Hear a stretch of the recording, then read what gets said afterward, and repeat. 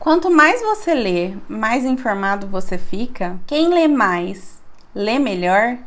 Quando o assunto é leitura, quantidade equivale à qualidade? Olá, sejam muito bem-vindos ao canal Blog Epifania. No vídeo de hoje eu vim falar um pouquinho com vocês, eu vim trazer algumas reflexões sobre tempo e velocidade de leitura.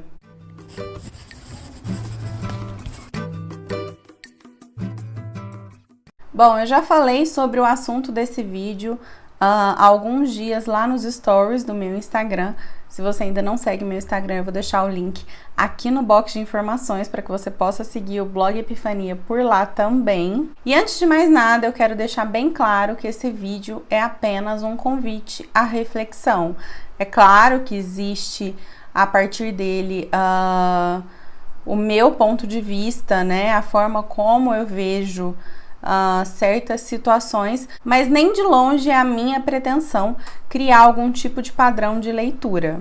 Muito pelo contrário, a intenção, a proposta desse vídeo é justamente refletir sobre um tipo de comportamento que inegavelmente anda em voga nos Instagrams que falam sobre literatura. Bom, já tem algum tempo que eu me sinto incomodada com a questão número versus leitura. E isso pode variar em N sentidos, quantidade de livros lidos no ano, paginômetros, metas de leitura, enfim, são incontáveis, né, a quantidade de números mesmo que cada vez circulam mais, né, cada vez ficam em maior evidência quando o assunto é leitura. E hoje o que não falta na internet ou até mesmo nas redes sociais que estão relacionadas a livros e até mesmo no Instagram, que é onde eu mais tenho acompanhado esse tipo de comportamento, são ferramentas para medir o nível de leitor, a quantidade de leituras, enfim. Mas eu confesso que no começo desse ano eu achei que isso veio com mais intensidade, com mais força. Desde a primeira semana de janeiro, eu já vi diversos Instagrams que eu sigo colocando, publicando leituras finalizadas, muitas vezes com metas ao lado. E eu não sei, sinceramente, até que ponto eu acho que isso seja possivelmente saudável. Mas isso porque, para mim, particularmente, o hábito da leitura, ele sempre funcionou de maneira muito subjetiva. E justamente por isso eu sempre tive uma dificuldade imensa em cumprir metas de leitura. Eu lembro de uma vez, uma booktuber que eu seguia, que eu já não sigo mais, mas não é por motivos de metas de leitura ou de números de leitura, enfim, não é por isso. É por outras polêmicas aí que ela se envolveu, mas não vem ao caso, não é o tema do vídeo. E eu lembro que ela comentou num vídeo que todos os dias, absolutamente todos os dias da vida dela, ela lia 100 páginas. Essa era a meta diária dela. E eu não duvido disso, que isso fique bem claro. Eu não duvido que uma pessoa que tenha o hábito de ler todos os dias consiga aí cumprir, né, ler 100 páginas. Eu não duvido disso de forma alguma. O que de fato me preocupa é até que ponto esse caráter tão mecânico pode prejudicar a compreensão de qualquer leitor diante da obra. E quando eu falo isso, eu falo de realmente deglutir, de degustar tudo aquilo que aquele produto literário, né, que aquele produto da literatura pode te oferecer. A gente sabe que as grandes obras da literatura, né, que os grandes clássicos, eles demoraram anos a ser produzidos. Se a gente pega, por exemplo, os Maias, o Essa, ele demorou 10 anos, uma década para concluir essa obra. Uma pessoa, ela tem em média 560 páginas, vamos dizer. Uma pessoa que lê 100 páginas por dia vai terminar esse livro em 5, 6 dias. Ela vai compreender tudo que essa obra pode oferecer? Será que é possível eu captar tudo aquilo que o autor quis transmitir em uma década? É possível eu captar isso em 5 dias? Será que uma produção literária que leva uma década a ser produzida, ela pode ser completamente absorvida, completamente compreendida em 5, 6 dias? Quando a gente fala em arte, a gente fala de um produto do subjetivo, né? A arte, ela nasce a partir da subjetividade, da sua condição humana. Toda forma de arte é para ser apreciada, é para ser sentida, é para ser absorvida. Mas hoje na literatura a gente vive a era dos números, dos paginômetros. Do livro número tal, da meta de tantos outros para ser cumpridos dentro de um ano. Isso é saudável? Isso é ser leitor? Isso faz de você um leitor crítico? Eu já cheguei a me assustar muito com casos desses leitores que são devoradores de livros. Eu já cheguei a me sentir incapaz de ler por ver, né, esse tipo de comportamento. E eu cheguei num ponto de querer realmente fazer um curso de leitura dinâmica. E aí, lendo sobre, procurando dicas, enfim, uma das dicas, eu lembro que me marcou muito e que me incomodou demais, foi que para que você leia mais rápido, você tenha que simplesmente ir lendo. Você não tem que captar tudo aquilo que está de repente na frase, naquele trecho, enfim. E em se tratando de literatura, isso é aplicável? Isso pode ser proveitoso? Na minha experiência pessoal enquanto leitora, eu sempre tive que lidar com o meu ritmo mais lento. E é muito importante entender, cada um tem um ritmo. Eu não estou criticando essa diversidade de ritmos de leitura. Entendam que isso é, sobretudo, como eu já disse, um convite à reflexão. Eu quero te incomodar com esse vídeo, eu quero realmente te incomodar. Mas eu quero te incomodar através da reflexão. Eu não estou te julgando, eu não estou padronizando comportamentos, muito pelo contrário, eu estou te fazendo perguntas. E como eu ia dizendo, cada um tem o seu ritmo. Então respeite o seu ritmo, respeite o seu tempo, respeite a sua velocidade de leitura, respeite a sua bagagem enquanto leitor. Não leia por ler. Por favor, não leia por ler. Encontre, sobretudo, sentido no hábito da leitura. Deixe os livros falar por você aquilo que você escondeu por tanto tempo, ou de repente aquilo que você nunca conseguiu expressar por palavras, mas que você sentia, mas que a sua condição humana de alguma forma gritava dentro de você. Eu, Nayara, eu posso dizer que eu faço da leitura o meu lugar sagrado. É o meu tempo, é o meu eu, é aquilo que dá, sobretudo, sentido à minha vida. Então, eu escolho a dedo o momento do dia em que eu vou ler, em que eu vou me encontrar com o livro, sem correria, sem loucura, sem pressa. É o meu momento. É o momento que eu encontro o meu lugar no mundo, o meu sentido na vida.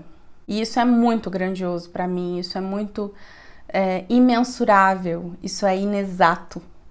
Por isso que me incomoda ver tanta exatidão, ver tanta métrica, sabe? Eu sinto que a leitura ela está sendo colocada num quadrado muito pequeno e muito limitado, e ela é muito mais do que isso. A literatura ela faz parte das ciências humanas, ou seja, ela fala do homem, ela traz à tona o homem comum. É de mim que a literatura fala, é de você que a literatura fala. Os livros falam de nós, daquilo que muitas vezes a gente não consegue alcançar. Mais do que nunca, a literatura ela precisa ser acessível, ela precisa ser deglutida, ela precisa ser absorvida, ela precisa ser entendida. Então eu acho que a gente deveria pensar duas vezes antes de tratar livros como números. Eles podem ir muito além disso, eles podem falar muito mais por nós. E mais do que tudo, o que me preocupa nisso não é nem só o fato de mensurar e de medir e de numerar e de contar, enfim. O que mais me preocupa é que, como eu disse, a literatura ela precisa ser acessível. E possíveis leitores, né, possíveis novos leitores, ao ver esse ritmo frenético toda vez que entram no Instagram literário, por exemplo, pode ser que eles encarem a literatura como algo excludente, como algo que não é para todos. E a literatura é para todos, ela precisa ser encarada como algo para todos. Ela foi feita pelo homem para o homem. Eu, desde que comecei a voltar a me interessar por literatura, pelo hábito da leitura, enfim, desde que eu voltei mesmo para esse universo, que foi no ano de 2016, e que aí eu tive a certeza de que é isso que eu quero para minha vida toda, eu comecei a procurar na internet suporte de pessoas que também gostem disso, né? Não foi à toa que eu criei, por exemplo, há pouco tempo, o Instagram, o canal para falar com essas pessoas, para falar para essas pessoas, para ter contato com essas pessoas. Muitas vezes é difícil a gente encontrar próximo da gente pessoas que gostam de ler, né? Eu convivo com pouquíssimas pessoas que gostam de ler, e principalmente de ler aquilo que eu leio, né? Os mesmos gêneros, enfim. E muitas vezes em que eu fui procurar Instagrams literários, canais de booktubers, eu achei que a literatura era só, pelo menos a alta literatura, né? A grande literatura era só para super leitores. Então eu acreditava realmente que eu nunca iria me encaixar nesse mundo, que eu precisava me esconder, porque a minha forma de ler é muito diferente. Hoje eu aprendi a entender o meu tempo, eu aprendi a entender o meu ritmo, e eu me considero uma leitora potencial, uma leitora crítica. Toda vez que eu tenho contato com um livro, eu vivo realmente uma história com aquele livro.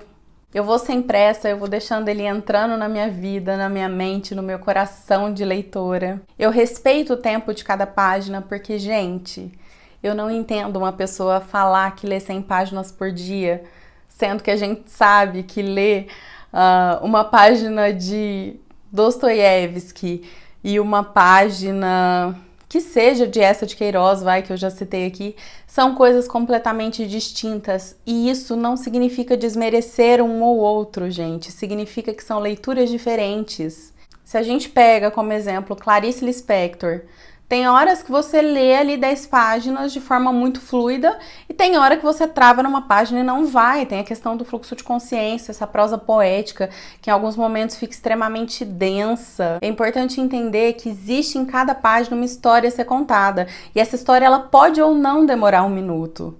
Pode ser que eu precise voltar páginas para entender aspectos da história que eu ainda não entendi. Eu realmente não consigo acreditar que dê para exatificar, se é que vocês me entendem, algo tão subjetivo. Por fim, gente, o que a gente pode dizer é que é um fato. Há leituras e leituras, leitores e leitores. E a forma como você vai lidar com o hábito da leitura hoje vai definitivamente determinar qual vai ser a sua bagagem literária, enfim, daqui a alguns anos. Por isso, ao terminar uma obra, o que será que vale mais?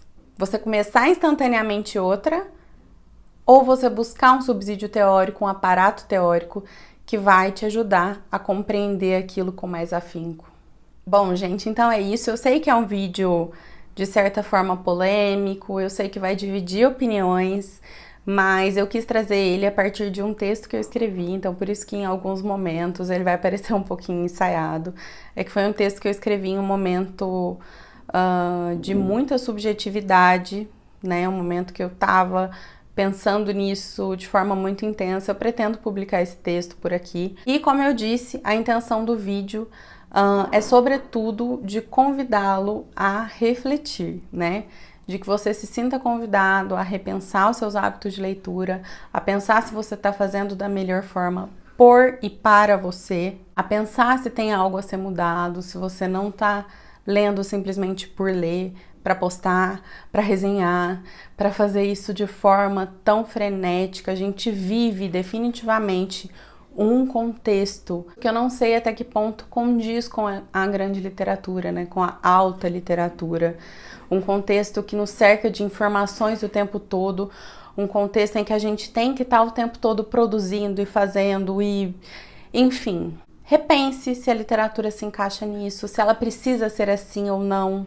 O que eu quero realmente é que todos consigam refletir a partir dessas questões levantadas por aqui. Então é isso, eu espero que, apesar da polêmica que eu sei que pode surgir a partir disso, vocês tenham gostado do vídeo, vocês tenham entendido a real proposta e a real intenção dele. Não se esqueça de compartilhar nas suas redes sociais, de deixar o seu joinha, de se inscrever no canal e me conta aqui nos comentários o que você achou, o que você pensa a respeito disso. Bom, então é isso, eu espero que o vídeo tenha sido válido, que ele tenha feito vocês refletirem, né, que ele tenha incomodado, mas sobretudo para um lado positivo. E até o próximo vídeo.